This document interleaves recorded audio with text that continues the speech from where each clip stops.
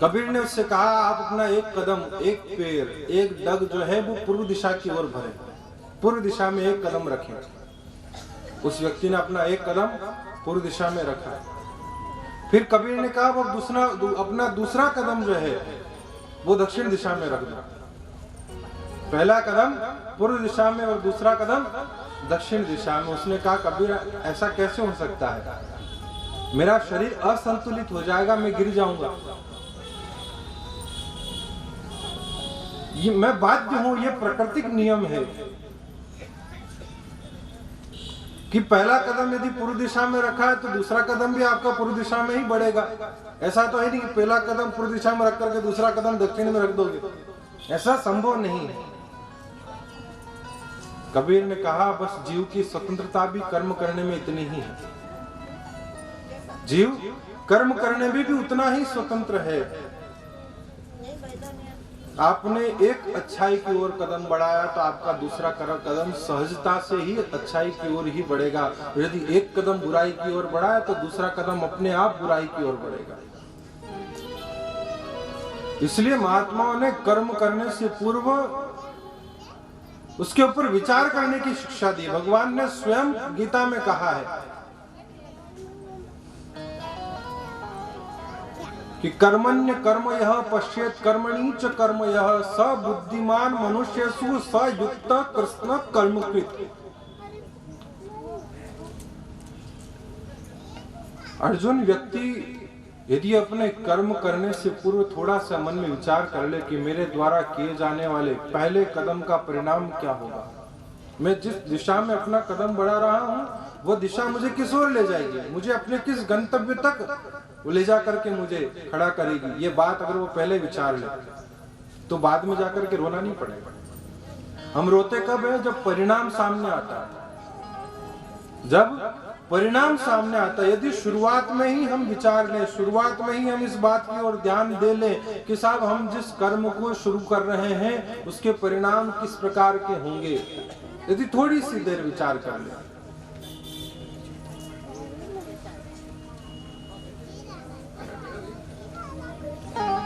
महात्माओं ने कहा कि दृष्टि पूतम निषेध पादम वस्त्र पूतम पिबेत जलम वाणी पूतम वदेत वाक्यम मनः पूतम समाचरे। दृष्टि पूतम निषेध पादम यानी कि देख करके चले। व्यक्ति जब चले तो देख करके चले, ये भाव दिया। दृष्टि पूतम निषेध पादम, अब अपना कदम बढ़ाने से पहले पृथ्वी पर देखे कि कहीं कोई कृमि, कहीं कोई जीव जंतु, कहीं कोई कांटा ठोकर रास्ते में तो नहीं। बड़े बुजुर्गों ने कहा कि नीचे नालिया गुण गणा जीव जंतु टल जाए और कांटा ठोकर लागे नहीं पड़ी वस्तु मिल जाए। कभी कभी होता है ना, छोटे छोटे बच्चे, बचपन में हमने भी ऐसा कभी एक आध बार हमारे साथ भी हुआ कि बाजार में जा रहे हैं और बाजार में जाते जाते घूमते घूमते कभी 10 का नोट नीचे से मिल गया, पड़ा हुआ जमीन पर उठाकर बड़े प्रसन्न होते थे, खुश होकर के घर पे आकर के कहते थे अरे आज तो 10 रुपए मिले, आज तो 10 रुपए मिले, आज तो 10 रुपए मिले। ये कैसे हुआ? नीचे देख करके चलने का गुण बताया महात्माओं ने कि नीचे नालिया गुण घना जीव जंतु टल जाए। कोई रास्ते में कोई जीव जंतु, कोई जानवर इत्यादि कोई आ जाए तो आपका पैर पड़े, मान लीजिए कोई विषैला हो तो यदि नीचे देख करके चलेंगे तो वह उनसे आप बच सकते हैं। कांटा ठोकर लागे नहीं, कांटा नहीं लगेगा, ठोकर नहीं लगेगी और बड़ी वस्तु मिल जाए। कभी ऐसा हो जाए, भगवान करे, हो जाता है कभी कभी व्यक्तियों को रास्ते में पड़े पड़े नोटों की गड्डियां मिल जाती है। अब वो आदमी अगर इधर उधर देख करके इधर उधर ताक करके चलेगा तो कुछ हाथे पल्ले पड़ना है उसका। तो दृष्टि पूतम निषेध पादम वस्त्र पूतम पिबेत जलम, जल का उपयोग सदा सर्वदा छान करके करें कपड़े से। वस्त्र पूतम पिबेत जलम वाणी पूतम वदेत वाक्यम, बोलने से पहले विचार करें कि मैं क्या बोल रहा हूं, मेरे द्वारा बोले जाने वाले वाक्य का सामने वाले के ऊपर क्या प्रभाव पड़ेगा। बोली बोली को आतरोर, बोली बोली को फेर, कोई बोली सुख उपजो, कोई दुख को ढेर। कोई एक क्या आपको प्रसन्न कर देता है, कोई एक अच्छी खुश खबर आपको आनंद दे देती है। और कोई एक ऐसा वाक्य आपके मन को पीड़ित कर देता है, ऐसा घाव कर देता है आपके मन पर, जो व्यक्ति जीवन भर भी प्रयास कर ले लेकिन उसके निशान कभी उसके मन से मिटते नहीं। इसलिए महात्माओं ने कहा कि वाणी पूतम वदेत वाक्यम, पहले सोचो समझो विचार करो, उसके बाद में फिर बोलो। पहले मन में तोल, ये तराजू तोल बाहर, उसके बाद में फिर बाहर उस बात को बाहर निकालो। और सबसे लास्ट में आखिरी उपदेश दिया, मना पूतम समाचरे, कर्म करने से पहले उस कर्म का परिणाम के बारे में विचार करो कि मैं जो कर रहा हूं उसका भविष्य में आने वाले परिणाम क्या होंगे, मेरे लिए लाभप्रद है या मेरे लिए नुकसानदायी है। ये व्यक्ति ये 4 बातें जीवन में पाल ले, इनका पालन कर ले अक्षरशः, बस आपको और कोई सदग्रंथ और कोई पंथ और कुछ करने की जरूरत नहीं। यही सबसे बड़ा भजन है, यही सबसे बड़ा धर्म है।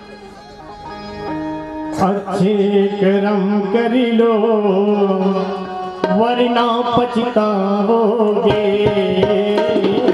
अच्छे कर्म करी लो वरना पछताओगे, अच्छी लो वरना पछताओगे, जैसे आओगे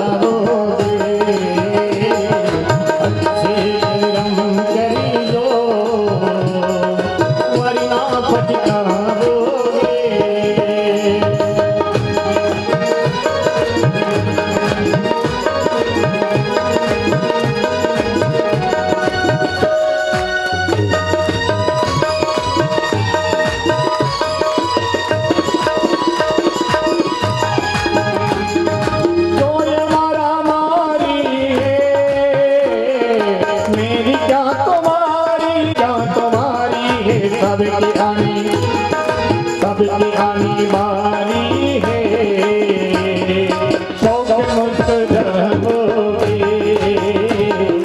अच्छे कर्म करी लो वरना होगे।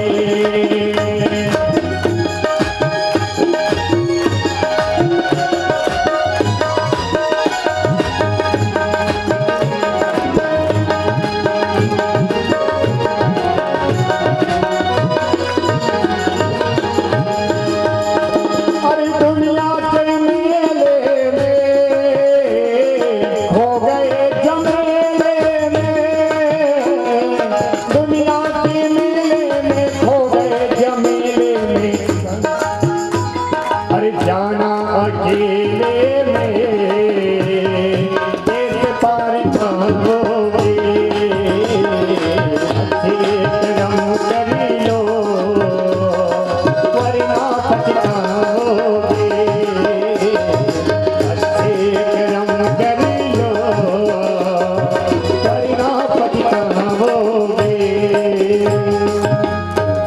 सार में करते रहिए परोपकार। यह हमारे तीनों तापों को शमन करने का एक उपाय, विकल्प बताया है, एक रास्ता माध्यम बताया है, जिससे जीवन में पवित्रता बनी रहे।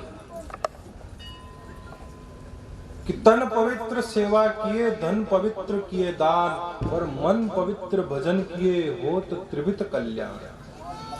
यह तीनों प्रकार के कल्याण को करने वाला है, तीनों प्रकार के सुख को देने वाला है, दैहिक, दैविक और भौतिक, तीनों सुखों को देने का एक माध्यम, एक साधन बताया है। कि तन को स्वस्थ रखना है तो सेवा में लगाते रहो। व्यक्ति को और चाहिए क्या? पहला सुख निरोगी काया, सबसे पहला प्रथम सुख जो है वो क्या है कि साहब शरीर स्वस्थ रहे। अब शरीर स्वस्थ कैसे रहेगा? शरीर को स्वस्थ कैसे रखा जाए कि साहब सेवा करते रहो, दिन दुखी गरीब की, असहाय की, रोगी की सेवा करते रहो, गौ माता की सेवा करते रहो, संतों की, महात्माओं की, आए गए अतिथि अभ्यागत की सेवा करते रहो। हमारे यहाँ तो सबसे पहला सूत्र ही ये दिया गया है कि मातृ देवो भव, पितृ देवो भव, आचार्य देवो भव, अतिथि देवो भव। ये कहा, इनके सम्मान की, इनकी सेवा की बात कही गई। तो तन पवित्र सेवा की, यदि तन को स्वस्थ रखना चाहते हो तो सेवा कर लो। धन पवित्र किए दान, पैसा चाहते हो कि साहब हमारी संपत्ति, हमारी संपदा, हमारा धन अक्षय बना रहे, लक्ष्मी की कृपा हमारे घर पर बनी रहे, उसके लिए महात्मा ने कहा कि धन पवित्र किए दान, धन से दान करते रहो, सत्कर्म में, सत्कार्यों में, दिन दुखी रोगियों की, असहाय की, गोमाता की सेवा में लगाते रहो, उनके निमित्त कुछ न कुछ अंश। वैसे तो शास्त्र का यदि हवाला लिया जाए, शास्त्र का मत लिया जाए, तो शास्त्र कहता है कि आमदनी का 10वां अंश जो है वो परोपकार में जाना चाहिए, सेवा में जाना चाहिए। मान लीजिए आपके 100 रुपए की आमदनी है तो 10 रुपए उसके अंश स्वरूप वो आपका पारमार्थिक कार्यों के निमित्त खर्च होना चाहिए। क्यों? क्योंकि साहब अर्जित संपदा अपने साथ में कुछ न कुछ, किसी न किसी प्रकार के दोष भी लेकर के आती है। आप जो धन कमा रहे हैं, आपके पास जो पूंजी आ रही है, वो पूंजी न जाने किस किस के पास होकर के, और न जाने कैसे कैसे विचार प्रवृत्ति वाले मनुष्यों के पास होकर के आपके पास पहुंची, आप तक आई। अब उसके जो दोष हैं, उसकी जो त्रुटियां हैं, उसकी जो खामियां हैं, उनके निवारण के लिए महात्माओं ने रास्ता बताया कि धन का शुद्धिकरण जो है वह दान करने से, सत्कर्म में लगाने से, और मन का शुद्धिकरण करने के लिए महात्मा ने कहा कि मन जो है, मन पवित्र होगा भगवत नाम आराधन करने से, मन के मेल, मन के विकार दूर होंगे परमात्मा का नाम लेने से। हो तो त्रिविध कल्याण, और क्या चाहिए? तन, मन और धन, ये 3 चीजें ही तो हमें स्वस्थ चाहिए, सुखी चाहिए, आरोग्य चाहिए इन तीनों का, कि तन भी निरोगी रहे, धन भी अक्षय बना रहे और मन प्रसन्न रहे। हम कह तो देते हैं बड़े आसानी से कि तन मन धन सब है तेरा, प्रभु सब कुछ है तेरा, तेरा तुझको अर्पण, तेरा तुझको समर्पण, क्या लागे मेरा। कह तो देते भगवान भी आपको है न, मन भी आपको है न, धन भी आपको है न। भगवान कभी आ जाए कि चल मेरे जरूरत है, आ जा, जाओगे? है भगवान में थोड़ी गई, मार घणे नींदो बाकी हाल खेता मैंने, मुँह आपरे हाथ ही जमा तो दुकान पे कौन बेगा, छोरो बहाने तुरंत तैयार हो जाएंगे। लेकिन महात्मा ने कहा कि भैया यह संसार जिस दिन छूटेगा, उस दिन ये धन दौलत, जमीन जायदाद, स्त्री पुत्र पौत्र परिवार इत्यादि कुछ भी साथ में नहीं चलेंगे, कोई साथ देने वाला नहीं। इतिहास भरा पड़ा है ऐसे उदाहरणों से, ऐसे दृष्टांत से। लेकिन साहब यहाँ है ना, व्यक्ति को हीरे की कदर तो कोई चोरी कर सकता है। संत दास जी महाराज के परंपरा के संत हुए संग्राम दास जी, उन्होंने कहा कि कहे दास सगराम हाथ में हीरा आया, मनख जन्म का सांस ढाल गोफण में बाया, परग पड़ी जब रोइयो घोड़ा माथे टेक, घोड़ा माथे टेक ईशा में गणा घुमाया, और कहे दास सगराम हाथ में हीरा आया। एक किसान था, खेती करता था।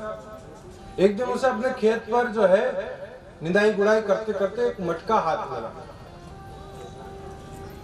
मटका हाथ लगा तो मटके को खोल करके देखा तो कुछ चमकने वाली वस्तुओं से भरा हुआ वह चमकने वाले पत्थरों से परिपूर्ण वह कलश।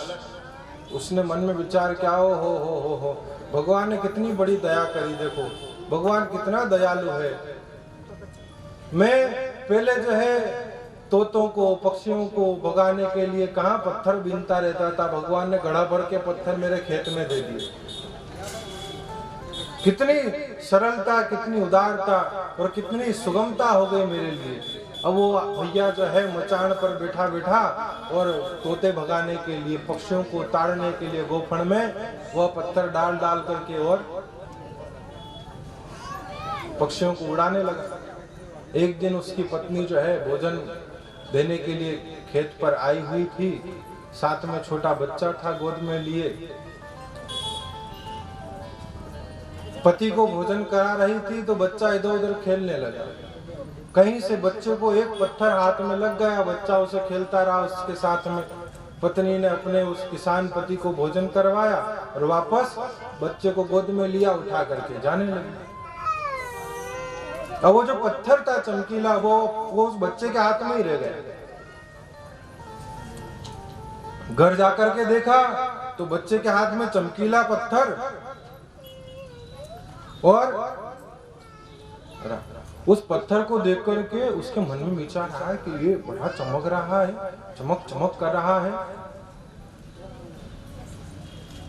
जाकर के अपने घर में आटा दाल सामान खत्म होने वाला है, जरा इसकी व्यवस्था, कहीं एक टाइम की सब्जी भी आ जाए उसको बेच करके तो एक वक्त का तो गुजारा होगा।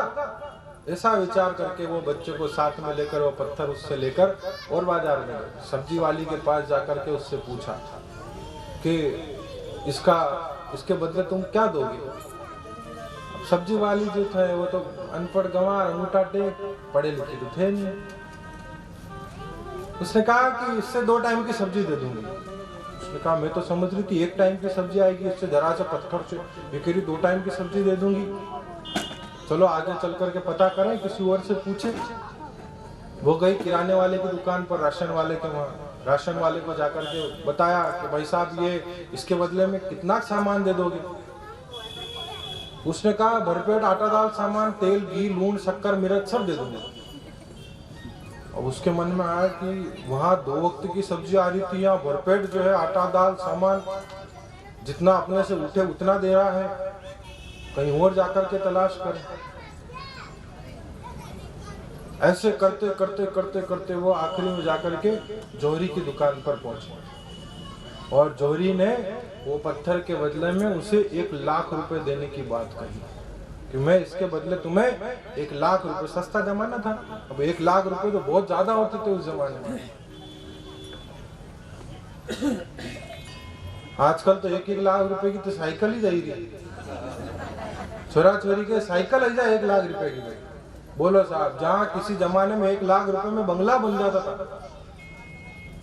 पूरा घर मकान दुकान सब बन जाए 1 लाख रुपए में आदमी के, वहां 1 लाख रुपए में साइकिल आ रही है बस। पैसे का मूल्य, कीमत कम हो गई है, अवमूल्यन हुआ है मुद्रा का। तो अब जैसे उसने सुना तो उसकी तो आंखें फटी रह गई कि 1 लाख, कितने जीरो होते हैं साहब 1 लाख में। वो जोरी से पूछा उसने कि इतने तो है कि तुम गिन नहीं सकोगे। और वो तो उसके तो वारे न्यारे हो गए, लेकर के बड़ी प्रसन्न होकर के घर पहुंची और आनंद फानंद में सारी सुविधाएं तैयार कर ली गई, नया मकान में व्यवस्था में सुविधा में सब तैयार कंप्लीट। अब साहब 2-4 दिन बाद ये किसान थोड़ी फुर्सत में था तो अपनी घरवाली से मिलने आया कि जरा जाकर के देखो तो सही समाचार, घर के क्या हालचाल है। पहुंचा तो पता किया आस पड़ोस वालों से कि साहब, भाई साहब मेरा घर था यहाँ कहाँ चला गया। लोगों ने कहा कि साहब वो तो खाली करके चले गए। कहाँ गए? 3-4 दिन में किसी और के साथ तो नहीं चली गई। टेंशन में आ गया अब किसान कि कोई दूसरा तो नहीं ले उड़ा साहब। अरे नहीं, उन्होंने मकान बदल लिया। अरे मकान बदल लिया, ऐसा क्या हो गया? कोई लॉटरी लग गई कि कोई खजाना मिल गया कि कोई ऊपर से छप्पर फट गया है, भगवान ने ऊपर से कुछ वर्षा हुई है अलग से। गया जाकर के घर पता किया, घर पहुंचा तो पत्नी को देखा तो ओहो, आज जितनी सुंदर लगी उतनी तो पहले दिन शादी के दिन भी नहीं लगी थी। ऐसे श्रृंगार करके आई वो सामने। किसान बड़ा आश्चर्यचकित हुआ कि ये सब किसकी माया, ये सब कैसे हो गया। उसने कहा अरे उस दिन मैं आपको भोजन करवाने के लिए खेत पर आई थी तो वो बेटे ने छोटा सा कोई पत्थर इसके हाथ में लगा मुझे तो ध्यान रहा नहीं, घर आकर के देखा तो मैंने सोचा चलो दो वक्त की अगर सब्जी भी आ जाए तो इसको बेच करके अपना जो है गुजारा करें। अब साहब मैं तो इसका जो है जैसे जैसे इसकी कीमत बढ़ती गई, बढ़ते बढ़ते बढ़ते जोहरी ने तो इसके 1 लाख रुपए लगा दिए। अब तो साहब किसान दौड़ा दौड़ा गया और खेत में इधर उधर खंगाले न दौड़े न रोए न माथा पीटे, कह रहे मुझे पूरा घड़ा मिला था इसका भरा हुआ, मुझे क्या पता था इनकी इतनी कीमत। मैंने तो साधारण पत्थर समझ करके सब गोपन में डाल डाल करके न उड़े ताड़ने में बेकार कर दिया, बर्बाद कर दिए सब। अब साहब अब क्या हो सकता है, अब पछताए हो क्या जब चिड़िया चुग गई खेत। अब तो साहब बड़ा रुदन करे, बड़ा कलाप करे, बड़ा विलाप करे। महात्मा ने कहा यही स्थिति सांसारिक जीवों की और आपकी और हमारी भी। भगवान ने अनमोल रत्न रूपी यह श्वास हीरा जड़ित इस सुंदर सी काया रूपी थैली के अंदर हमें अनमोल अमूल्य श्वास रूपी हीरे प्रदान किए। आपने और हमने इन्हें संसार के बाह्य कर्तव्यों में ही या बाह्य व्यवहार में ही, आने जाने में, नोते निमंत्रण हादने में, इसमें ही बिता दिए। और कोई सदगुरु, कोई संत, कोई सत्पुरुष, कोई महात्मा आकर के उस एक श्वास की कीमत बता देता है कि अरे मूर्ख, एक श्वास के ऊपर भी यदि परमात्मा का नाम लिया जाए इसकी इतनी कीमत है कि उस एक श्वास के बदले 1-1 लाख रुपए की भी कीमत अदा की जाए तो भी कम है। तब वह जाकर के उसे पता चलता है, फिर वह पश्चाताप करता है, फिर वह रोता है, फिर वह करुण क्रंदन करता है, सिर धुन करके पछताता है कि मुझे पूरा जीवन दिया था परमात्मा ने, लेकिन मैंने इन्हें संसार के ही बाह्य व्यवहार में, इस माया के बंधनों में, माया के चक्कर में ही व्यतीत कर दिया, बर्बाद कर दिया।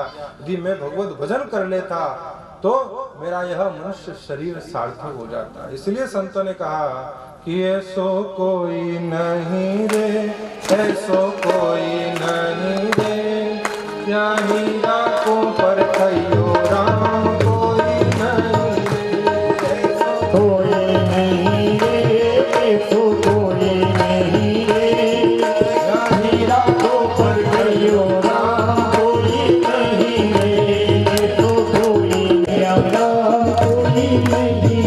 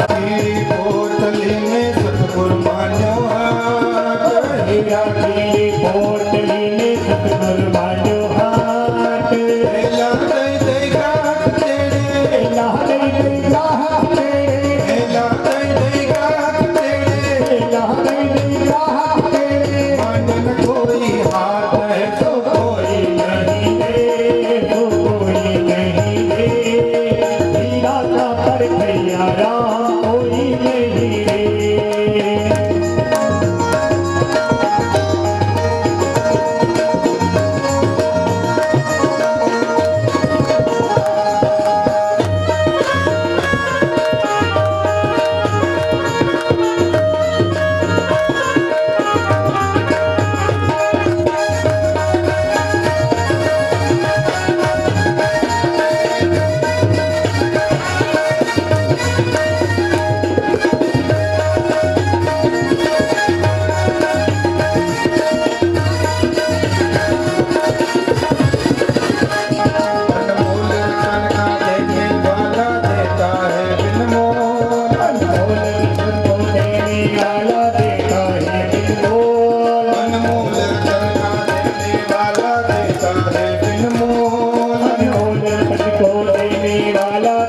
चाहे बिन मोल छाट छाट कर तुम ही चढ़ा लो, छाट छाट कर तुम ही चढ़ा लो, छाट छाट कर तुम ही चढ़ा लो। बजाए ढोल ऐसो कोई नहीं रे, तो कोई नहीं रे, हीरा तो पर गयो राम कोई नहीं रे, तो कोई नहीं रे, तो कोई नहीं रे, हीरा का पर गया राम कोई नहीं रे।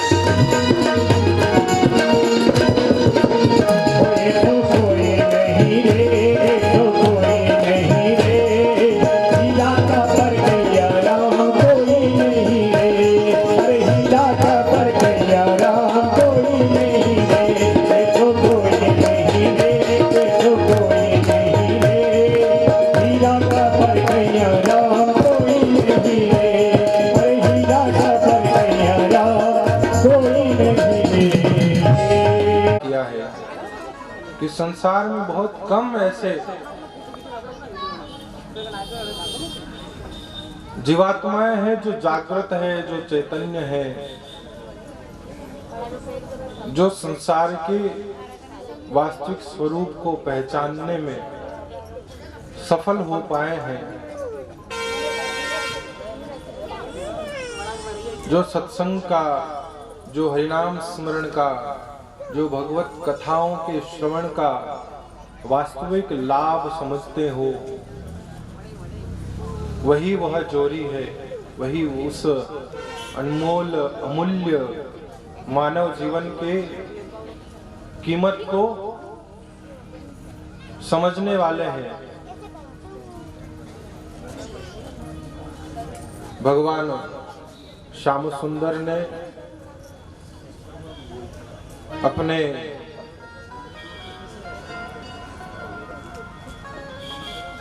माता पिता का कारागार से बंधन मुक्त किया और वसुदेव देवकी के साथ भगवान कृष्ण बलराम अपने महलों में, अपने प्रासाद में, अपने निवास स्थल पर आनंद से रहते हैं। आज माँ देवकी श्याम सुंदर के लिए, कृष्ण कन्हैया के लिए वो माखन लेकर के पहुंची कि कृष्ण को माखन मिश्री खाना बहुत पसंद है।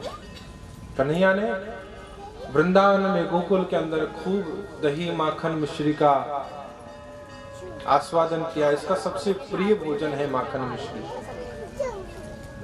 लेकर के पहुंची तो श्याम सुंदर रो पड़े, कहने लगे कि मुझे मेरी माँ यशोदा की याद आ गई। देवकी कहती है कि कन्हैया लाला, मैं भी तो तेरी माँ हूं।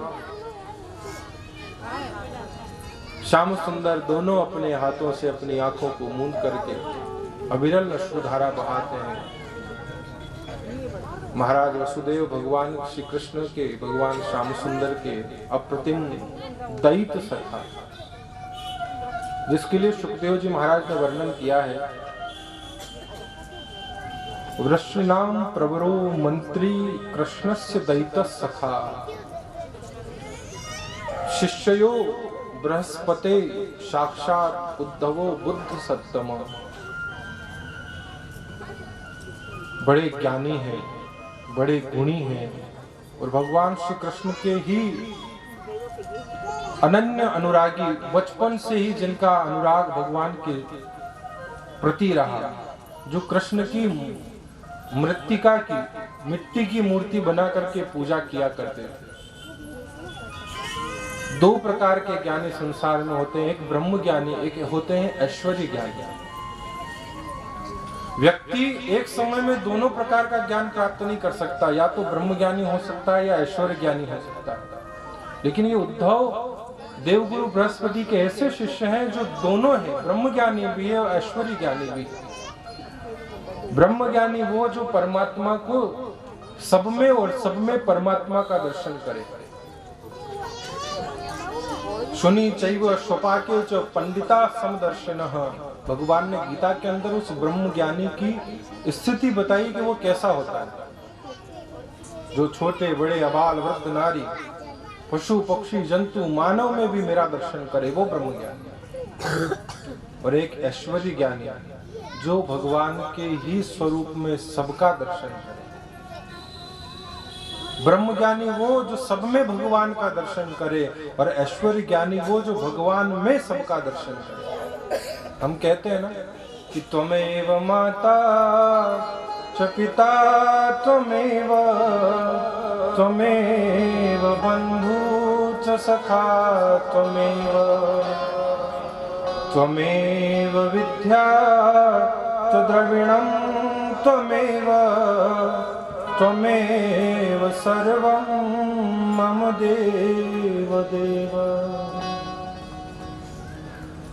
अब इसमें या तो आप परमात्मा में पिता को, माता को, बंधु को, सखा को, सर्वस्व को देख लो, या माता पिता बंधु बांधव सहोदर सर्वस्व में भगवान को देख लो। जो सब में भगवान का दर्शन करे वो ब्रह्म ज्ञानी, और जो भगवान में सबका दर्शन करे वो ऐश्वर्य ज्ञानी। ये उद्धव के अंदर दोनों विधाएं, दोनों गुण विद्यमान है। इसलिए भगवान के दैत सखा कहकर के सुखदेव जी महाराज ने विशेष जोर दिया है कि वृष्णिनाम प्रवरो मंत्री कृष्णस्य दैतः सखा। दैतः सखा उसे कहते हैं, गांव की भाषा में यदि समझाऊं तो लंगोटिया यार। भगवान श्री कृष्ण श्याम सुंदर के लंगोटिया यार है उद्धव। लंगोटिया यार किसे कहते हैं कि आपस में एक दूसरे की लंगोट भी बदल करके पहन ले, और तो भी कोई किसी प्रकार की परेशानी, कोई व्यवधान न हो, वो लंगोटिया यार। वसुदेव जी उद्धव से कहते हैं कि उद्धव तुम कृष्ण के प्रिय सखा हो, जाकर के समझाओ, कृष्ण इस प्रकार से उदन करेगा तो कैसे काम चलेगा।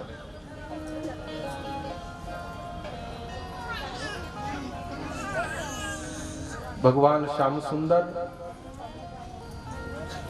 मथुरा के राजप्रासाद में, जहां दिन में तो बड़े बड़े दरबारियों को भांति भांति के विभिन्न विभाग सौंपते हैं, सभासदों के बीच में खड़े होकर के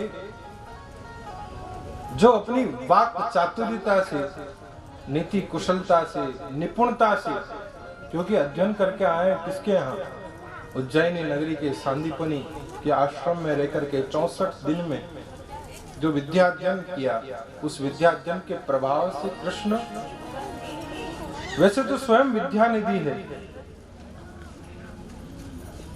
लेकिन लोक व्यवहार के लिए, लोक मर्यादा के पालन के लिए संस्कार पूरा किया है विद्या ग्रहण करने का। उद्धव जिस कृष्ण को आज तक जानते थे वो कृष्ण परब्रह्म है, सर्वेश्वर है, सर्वशक्तिमान है, लीला पुरुषोत्तम है, विराट विश्व रूप जिसके अंदर समाहित है। उद्धव उस भाव से भगवान को स्मरण करते थे, उद्धव उस भाव से भगवान का दर्शन किया करते थे।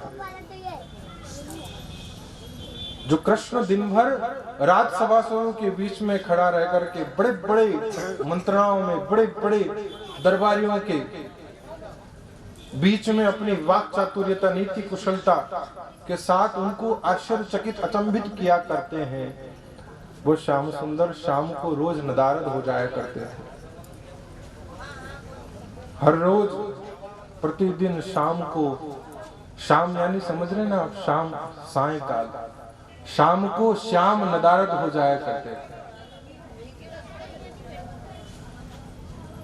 मथुरा के राजप्रासाद की एक गुप्त अट्टालिका, एक ऊंची ड्योढ़ी ऊंची अटारी जिसके बारे में किसी को पता नहीं,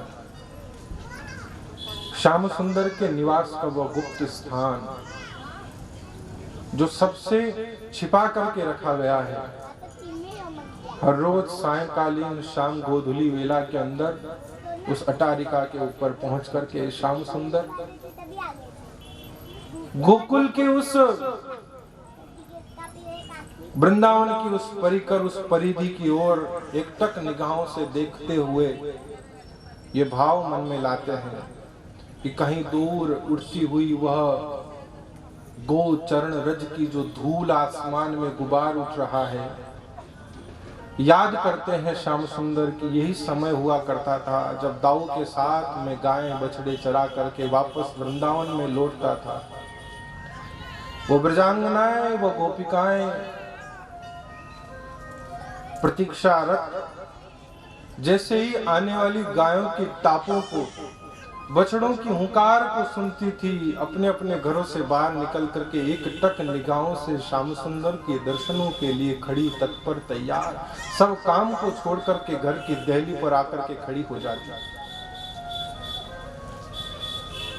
भगवान श्याम सुंदर आज उन ब्रज गोपिकाओं की याद में, उन ब्रजांगनाओं का स्मरण करते हुए श्री प्रिया श्री राधिका जी के स्मरण में अपना पीतांबर का एक छोर अपने सिर के ऊपर लेकर के प्रेम से, भाव से निमग्न श्याम सुंदर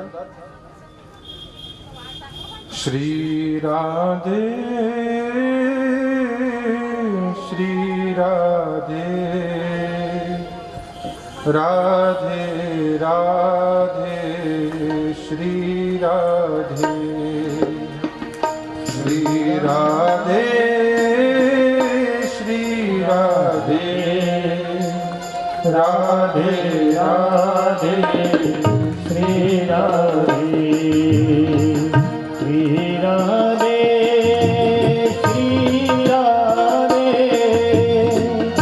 राधे राधे श्री राधे श्री राधे श्री राधे राधे राधे श्री राधे श्री राधे श्री राधे राधे राधे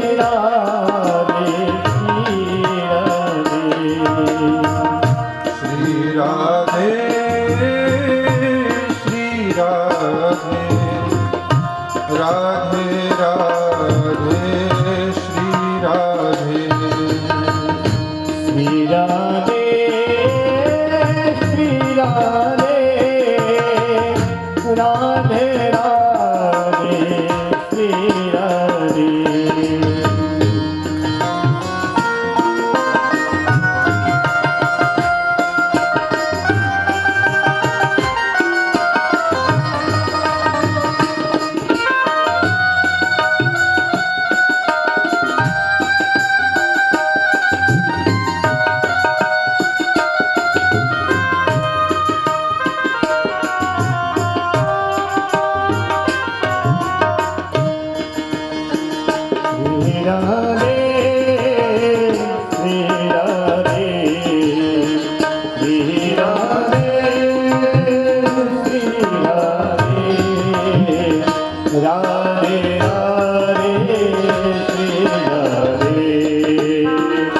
राधे राधे श्री राधे श्री राधे श्री राधे श्री राधे श्री राधे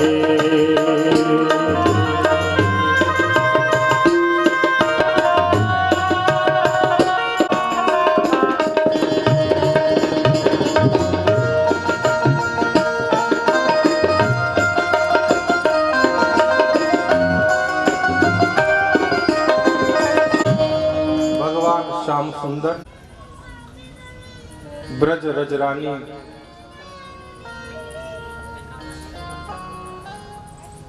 के भाव में निमग्न थे। अविरल अश्रुओं की बहती हुई धारा ने भूमि पर एक चश्मा ऐसा निर्मित किया है जिसमें आसमान के चंद्रमा की छाया पड़ती हुई दिखाई दे रही है।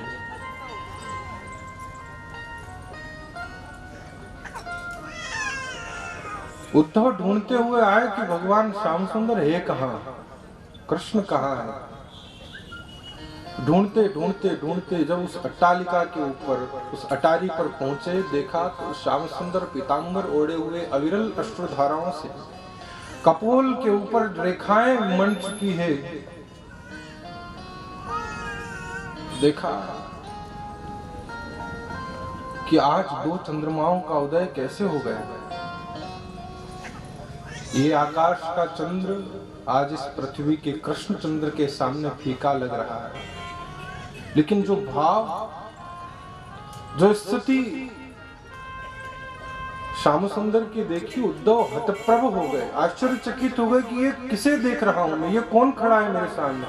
क्या ये वही कृष्ण है जो दिन में सभासदों के सामने खड़े होकर के अपने प्रकांड पांडित्य से, अपनी कुशलता से, अपनी नीति के बड़े बड़े व्याख्यान से अचंभित कर रहे थे। ये श्याम सुंदर वही है, पीतांबर ओढ़े खड़े हैं। जाकर के आवाज लगाने का प्रयास किया, लेकिन निजता को, श्याम सुंदर की अंतरंगता को खोना नहीं चाहते थे। समीप पहुंच करके कहा, कन्हैया। भगवान अपने भाव में निमग्न थे, श्री प्रिया जी को, श्री राधिका को याद कर रहे थे, स्मरण कर रहे थे श्याम सुंदर। अचानक उद्धव का आना सुनकर के चौंक पड़े, थोड़े असहज हुए। देखा ये कैसा स्वरूप है, ये पीतांबर सिर पर ओढ़ करके आप पशुपात कर रहे हैं, किसके लिए? वो पूर्णकाम ब्रह्म किसके लिए रुदन कर रहा है, वो किसके लिए रो रहा है, किसके लिए आंसू बहा रहा है? श्याम सुंदर ने कहा, उद्धव मुझे अपने ब्रज की याद आ रही है। वो माँ यशोदा, वो बाबा नंद, वो ब्रजांगनाओं का प्रेम, वो गोप ग्वाल बाल, मुझे वृंदावन याद आ रहा है। उद्धव कहते हैं, श्याम सुंदर आप तो पूर्ण काम है, निष्काम, आप तो काम स्वरूप योग योगेश्वर स्वयं साक्षात परब्रह्म ऐसे रुदन करे, भला कैसे उचित जान पड़ता है।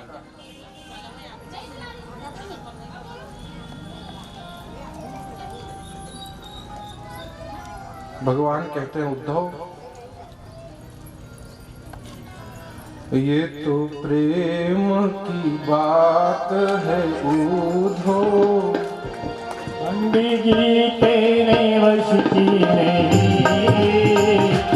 ये तो प्रेम की बात है उद्धो, बंदगी तेरे वश की नहीं, यहाँ कर देखे रोते रोते, आशिकी इतनी करनी नहीं, प्रेम की बातें हो दो।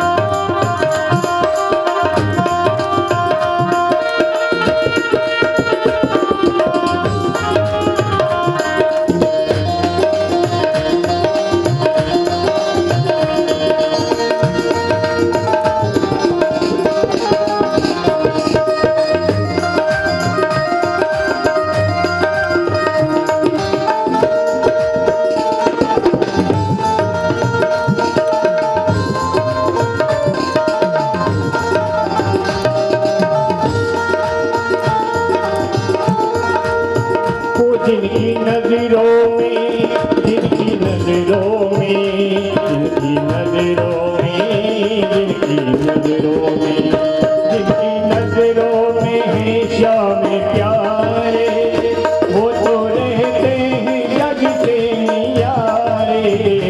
जिनकी नजरों में है श्याम प्यारे, वो तो रहते हैं जग से नियारे। मोहन समाया, जिनकी नजरों में मोहन समाया, वो नजर फिर तरसते नहीं है। इनकी बात ही बोलो, बंदगी तेरे वश की नहीं है। ये बातें बोलो।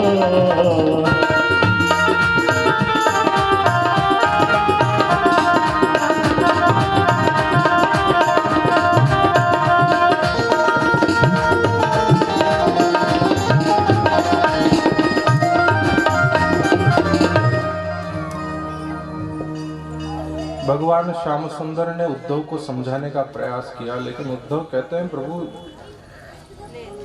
आप तो सर्वज्ञानी हो, सर्वज्ञ हो, घट घट में निवास करने वाले हो।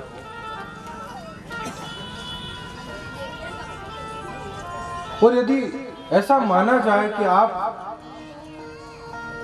यहाँ मथुरा में है, गोपियां, ब्रजांगनाएं, ग्वाल बाल सखा ये वृंदावन में है, तो आप तो सर्वत्र सर्वव्याप्त हो। क्या ऐसा भाव रख करके वो गोपियां आपका स्मरण नहीं कर सकती? आपका रोना क्यों? भगवान ने कहा यो यथा माम प्रपद्यन्ते तास्यथैव भजामि। उद्धव जो जिस भाव से मेरा स्मरण करता है, मैं उसी भाव से उसे स्मरण करता हूँ, उसे याद करता हूँ। वो गोपियां मेरे लिए रोती है, मैं गोपियों के लिए रोता हूँ। उद्धव कहते हैं प्रभु आप उन्हें समझा सकते हैं, आप चाहे तो उन्हें ज्ञान दे सकते हैं, अवगत करवा सकते हैं, आप उन्हें ये बोध प्रदान कर सकते हैं कि आप सब जगह हैं, सब में आपका स्मरण करें, सब में आपका दर्शन करके भी तो गोपियां जी सकती है। भगवान ने कहा उद्धव एक काम करो, मैं अगर वृंदावन गया तो हो सकेगा शायद वापस ना लौट पाऊं। मेरा संदेश, मेरा ज्ञान, मेरा उपदेश लेकर के तुम जाओ समझाने के लिए। बाबा नंद, माँ यशोदा, गोप, ग्वाल बाल, वो ब्रजांगनाएं, उन गोपियों को जाकर के तुम जरा समझाओ। मेरी बात, जो ज्ञान तुम मुझे समझा रहे हो, ये ज्ञान की बात जरा उन गोपियों को भी समझा करके आ जाओ, उन्हें सिखा करके आ जाओ। वो ब्रज की, वो वृंदावन की अनपढ़ गंवार, वो ग्वालिनियां क्या जाने ज्ञान को, क्या जाने ब्रह्म को, क्या जाने परमात्मा को। तुम ज्ञानी हो, तुम समझदार हो, तुम बृहस्पति के शिष्य हो, जाओ जाकर के ये बात सब तुम उन्हें सिखाओ, उन्हें समझाओ। गच्छोद्वम व्रजम सौम्यम पित्राणो प्रीतिमावह गोपीनाम मद्विदीयोगादि मत संदेश विमोचयः। तुम मेरा संदेश लेकर के जाओ और उनके अज्ञान का विमोचन करो। तुम जाकर के उन्हें समझाओ।